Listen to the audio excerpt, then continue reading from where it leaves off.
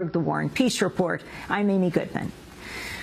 This is Breaking with Convention, War, Peace, and the Presidency. Democracy Now!'s special coverage from the Republican National Convention in Tampa. Day one of the convention has been essentially called off due to Tropical Storm Isaac, forcing Republican officials to redo the schedule over the following 3 days. Republican officials plan to formally convene the convention today, then immediately recess until Tuesday. Mitt Romney is still scheduled to give his nomination acceptance speech on Thursday night at Tampa Bay Times Forum. While Romney and the Republicans have often decried government spending, they are holding their convention in a sports stadium built largely with government money. By one estimate, government dollars accounted for 62% of the hockey stadium's budget. Local police and members of the National Guard have fanned out across downtown Tampa and on nearby waterways. The city's police department received $50 million from Congress ahead of the convention. Purchases have included armored vehicles and high-tech surveillance cameras equipped with behavioral recognition software. For days, authorities have been issuing warnings about planned violence by anarchists, but so far all protests have been peaceful. A 7-page bulletin issued by the FBI and Department of Homeland Security claimed anarchists could try to use improvised explosive devices, that's IEDs, but no evidence has been presented. The report states, quote, anarchist extremists and other domestic extremist groups probably lack the capability to overcome the heightened security measures at the RNC and DNC venues, but could target nearby infrastructure, including local businesses or transportation systems and law enforcement personnel. On Thursday, peace activists gathered outside a nearby Raytheon plant to protest drone warfare. Homeless activists have set up a tent city encampment called Romneyville. Meanwhile, protesters are planning to march on the RNC today despite heavy rain. We begin this hour of Breaking with Convention with longtime Tampa radio broadcaster and journalist Rob Lorei, Director of News and Public Affairs for the Tampa community radio station WMNF.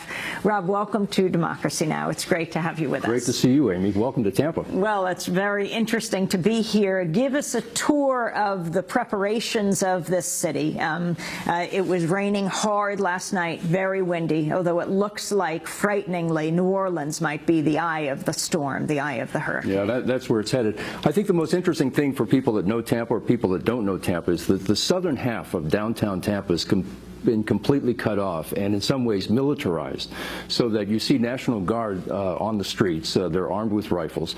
Police are roaming the streets throughout downtown Tampa. There's been talk about protesters, but really the Romneyville camp only has about 100 people. The Occupy camp has a few dozen people. We really haven't seen the influx of protesters that the authorities warned us about.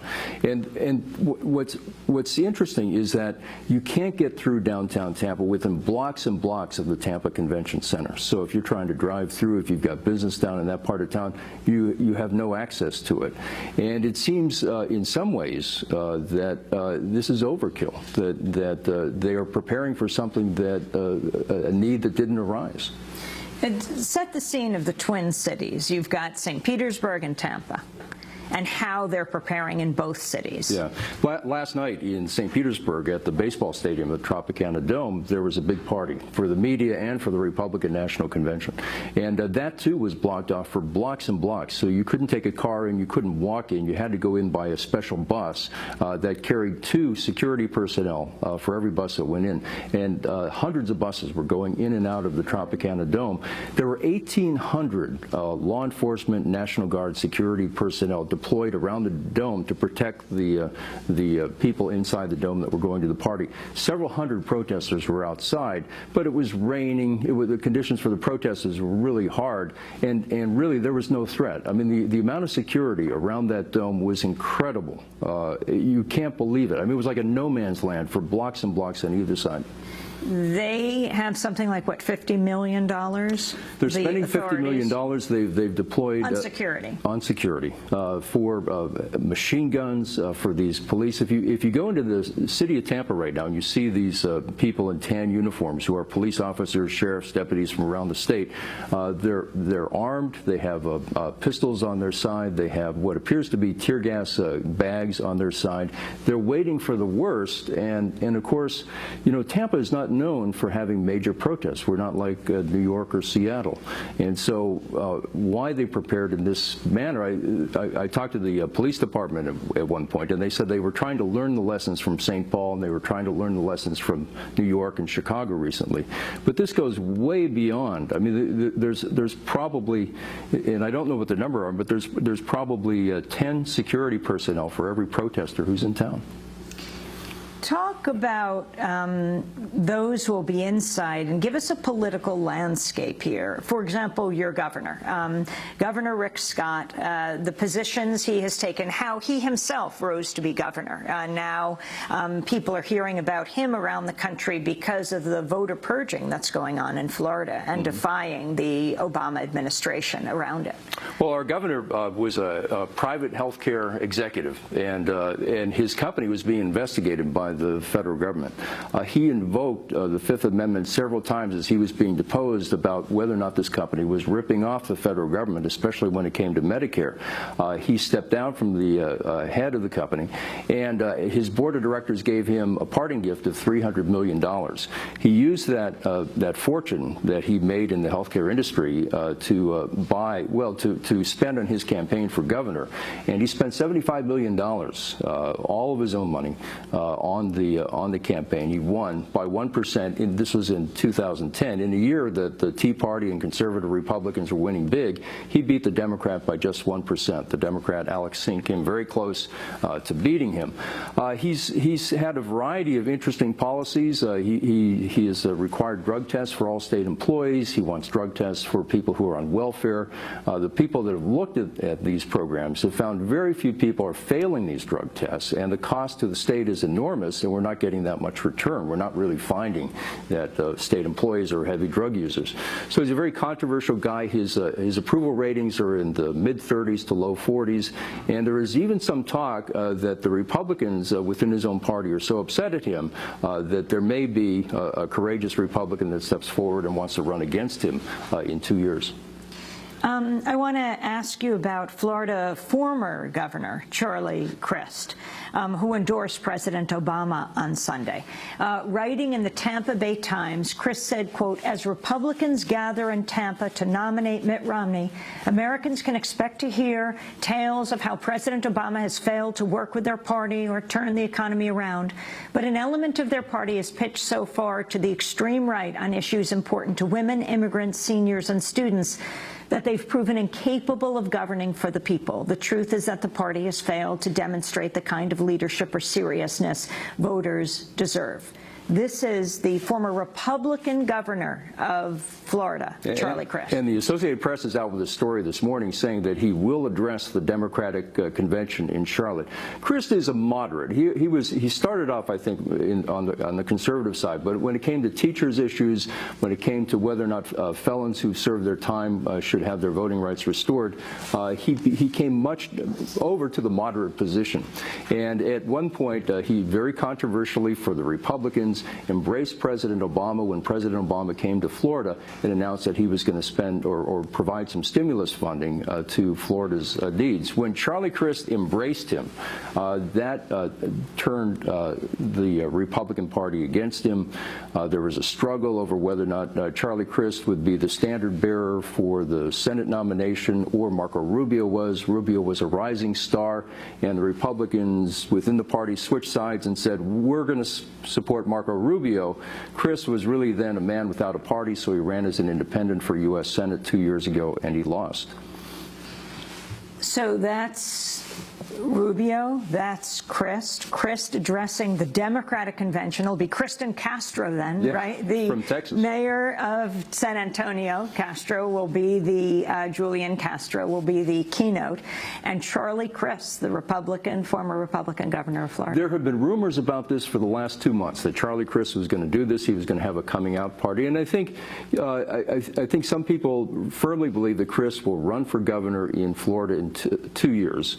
The question is, right now, though he is not registered as a Democrat, he's still an independent, and we don't know whether he'll change his party affiliation before the Charlotte Convention or whether or not he'll decide to run as an independent. But all indications seem to be that he'll run against our current governor in 2 years.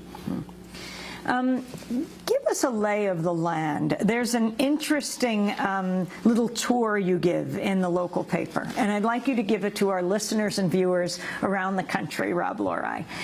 For example, right across from the convention, there's an empty lot. Yeah. What I tried to do, Amy, in just a brief series of paragraphs, was give kind of an alternative history of Tampa. So right across from the convention center is a lot that stands empty to this day, but about 7 or 8 years ago, Donald Trump came to Tampa and made a big splash and said he's going to build the tallest condo project on the west coast of Florida. A lot of dignitaries and delegates were at that press conference. Well, after years passed, Trump never came through with this promise, and yet Trump is touted as a businessman who always gets the job done. Well, that's a failed project that I suggest that the delegates might want to go over and look at while they're in Tampa, this empty lot where Donald Trump failed to do it. But also, you mentioned government spending on the hockey arena, the Tampa Bay Times Forum, where this convention is taking place. There's a lot of government spending in this town that these people are relying on, the Republicans are relying on. MacDill Air Force Base, government spending started by the WPA, the world's longest. That's under FDR. Under FDR. Now, MacDill is the home of CENTCOM, Central Command. That's Explain right. what Central Command is. Central Command is the division within the military that controls military operations in the wars in Iraq and Afghanistan. So all of that. All that fighting is directed out of Tampa. But the interesting thing is, if you look at the legacy of the WPA, it's everywhere in the city of Tampa.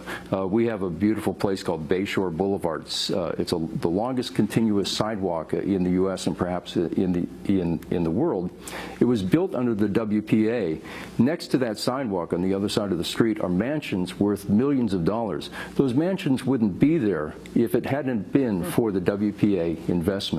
But the other things that I looked at, too, is that Tampa has a very interesting history. Latinos, people from Italy, people from Cuba, people from Spain, and other ethnic groups came here in the early part of the 1900s as cigar workers, and they had a very militant working history. They were part of the CIO, and there were strikes. They were also alienated or not accepted by the white government that was in the central part of Tampa. So they set up their own community, a Latin quarter called Ybor City, which has a history of socialism and anarchy. There were a lot of anarchists that lived in that community. They built their own entities. They built social clubs. Ironically, at one of the social clubs, the Cuban Club, the Republicans will be having a big party this week. Well, the club wouldn't be there hadn't it been for the activism of these workers in the early part of the 1900s. In fact, didn't Fidel Castro raise money there for the revolution? Well, and this area always has had a progressive tradition because of that. In the 1930s, the Republican cause came, and I'm talking about the Spanish Republican cause that was fighting against Franco, that was trying to overthrow Spain. The Republican supporters came here to try to raise money, and the cigar workers in Ybor City funded ambulances and other relief aid for the Republican cause to try to stop fascism in Europe before Franco took over, before Hitler ultimately took over. These people were ahead of their time. Some were called premature anti-fascists. Well, Fidel Castro knew this, and so he came here in the mid-1950s to raise money for his cause to overthrow the Batista dictatorship, and was met with a very warm welcome here in Tampa in the 1950s. And there's an interesting history with the current governor, with the current senator here, that goes back to the issue of his family coming from Cuba and exactly what happened. Marco Rubio, in his official biography, used to say that his family fled Castro's dictatorship. Well, Castro came to power in Cuba, as you know, in 1959.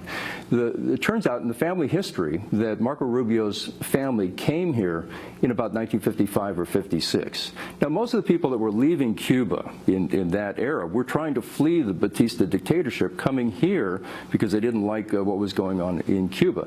So Rubio had covered up that part of his family's history for a long time until reporters discovered it a few months ago.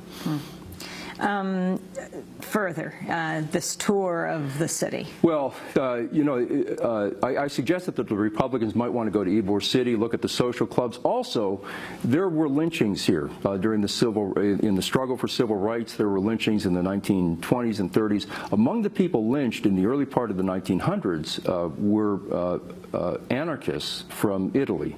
As I said, we have really strong labor tradition here in the early part of the 20th century, a real strong activist tradition.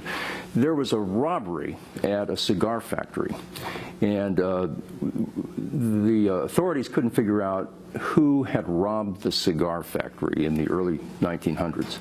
The enemy at that time, business and local community leaders, were the anarchists, and there were two Spanish anarchists that were just rounded up within hours of the robbery, and they were hung at the corner of what's now Kennedy Boulevard and Howard Avenue, which is about a mile from the convention center.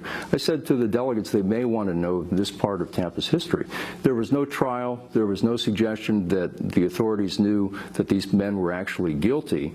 They just, because they were politically unpopular. Like Sacco and Vanzetti. Yeah, and that whole history, I'm sure it's happened in other communities, and I'm sure that in other towns that we could find other Sacco and Vanzettis, but this is just part of the hidden history of the U.S. Well, Rob Lorei, thanks so much for that tour. Rob, you are usually sitting where I am here at the public television station, at the PBS station, WEDU, and it's wonderful to broadcast just before you on WMNF and community radio in Tampa, and I'm really looking forward to doing a fundraiser for WMNF on Friday night at the Palladium Theater Concert Hall. People can check out our website as we travel through the country, beginning now at the Republican Convention, right through the elections on our Silenced Majority tour. So you can go to our website at democracynow.org to check that out. Rob Lorei, longtime leader at community radio station WMNF here in Tampa, and it was wonderful to come by and visit this weekend. Great to see you, Amy. Welcome to Tampa. This is Democracy Now!, democracynow.org, The War and Peace Report. When we come back, the protests that are planned for this week in Tampa.